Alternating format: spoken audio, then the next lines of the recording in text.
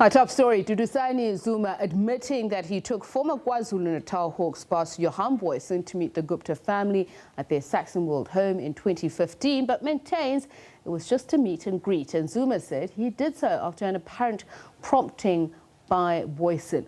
Zuma was at the state capture inquiry today, responding to evidence given by General Booysen and others earlier this year. Booysen's testimony does, for the most part, correlate with Duduzane's testimony, but Zuma rubbished testimony by the former Deputy Finance Minister SABC, Johan Booysen.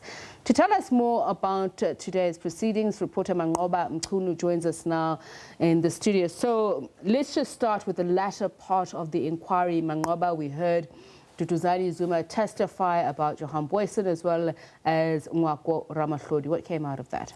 Well, of course, Tsepi, so there were more denials from Duduzane Zuma than concessions that he'd made. Of course, there were concessions on some of the evidence that, Booysen had presented to the effect that it was Duduzane Zuma who had transported him from Sandton to the Gupta compound. And of course, he says at the time that that's where he had met one of the Gupta brothers, but he says Zuma was not part of that conversation. So he does admit to the fact that he did take Booysen to the Gupta compound, but of course, he says the content, of that, it was just general talk. It was just Booysen being inquisitive about the Guptas, and that's the reason why he had taken him there. On the issue of Manqoba Mchunu, of course, Manqoba Mchunu, recall, also implicated Duduzane Zuma, saying it was in fact Duduzane Zuma who tried to set up several meetings with him after he was appointed Mineral Resources Minister in 2014, and he said they met at St. George's Hotel where they discussed these issues. But of course, Duduzane Zuma says there was no such meeting. He denies the fact that there was this meeting, and he says that he simply doesn't know where he gets it from. Me meeting him at St. George's Hotel to discuss the subject matter that he's placing forward, because that's what these paragraphs are about, is entirely not true. Yes. Is it possible that the meeting and the discussion did happen, but he might have got the venue wrong when he says St. George's Hotel? Maybe it happened elsewhere. As I'm saying, any formal sitting with Minister Ramashodi has never happened, whether it's St. George's or anywhere else. So all these details that is putting from these paragraphs, he's simply imagining them. They never happened. More than that, it's an environmental issue, because now we've spent a whole page printing a whole bunch of stuff that shouldn't be here. And that's pretty much been his tone, hasn't it, Manqoba, earlier on when he was questioned about being at ANN7 and his business interests. I recall he responded rather in a clipped manner that he cannot respond to who was there at a meeting or gathering that he wasn't. And of course, we've been even hearing questions from Duduzane himself, asking the evidence leader, challenging the evidence leader to give him answers on some of the things that have been said, which here we haven't seen really at the commission. So with regards to the issue of ANN7, of course, the claim that was made by Sundaran at the time is that, Duduzane was part of many meetings where the issue of, acquiring government ad spend was discussed. And of course that because of his father at the time was the president, that there was some sort of conflict of interest, that him being a shareholder, therefore, and Zuma being the president, the channel was going to get money from that. We did hear the evidence of Tema Masoga alluding to the fact that about 600 million of money was supposed to be pumped into the Gupta channel. But he says, of course, it's unfair to say that, because his father was the president, then, there was conflict of interest in this deal. Let's take a listen. I think there's a lot of creative writing in this paragraph. The simple fact is government advertising, or for us to be in line for government advertising, should never be an issue.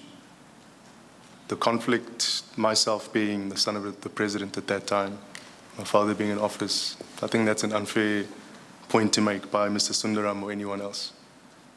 The fact of the matter is it was a TV station, it was a new TV channel, it was a startup, and just like any other channel, I implore government to support any startups.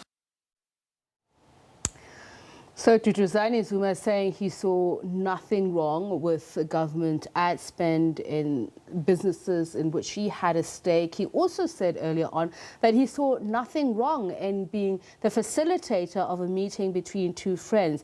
We're speaking here about Fona Hlongwane and SABC Jonas. Tell us a little bit more about his testimony there, Manqoba. Well, of course, you'll recall that SABC Jonas had testified to the fact that it was in fact Duduzane Zuma that took him to the Gupta compound in October 2015, and where that offer of a finance minister and a bribe of 600 million was made for him to work with the Guptas. But of course, he says at the time that he was not aware that they were actually going to the Guptas from Rosebank at the Hyatt Hotel. And Duduzane Zuma rubbishing that, saying that he knew exactly at the time that they were going to the Gupta compound. And he says that, of course, the reason why they went there is to address a rumor.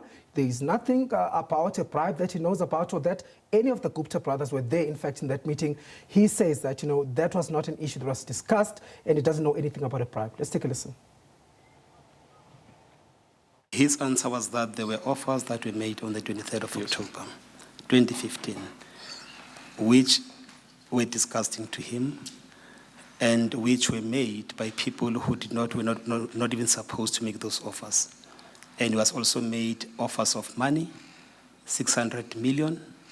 If you accept the offer of ministerial position, 600,000 on the spot. And that is the reason, after the meeting, he took such an effort to tell those other individuals. Now, that's what, and your version is that he's lying. Those things did not happen. My question is that why would he go to such extent to fabricate such lies against you?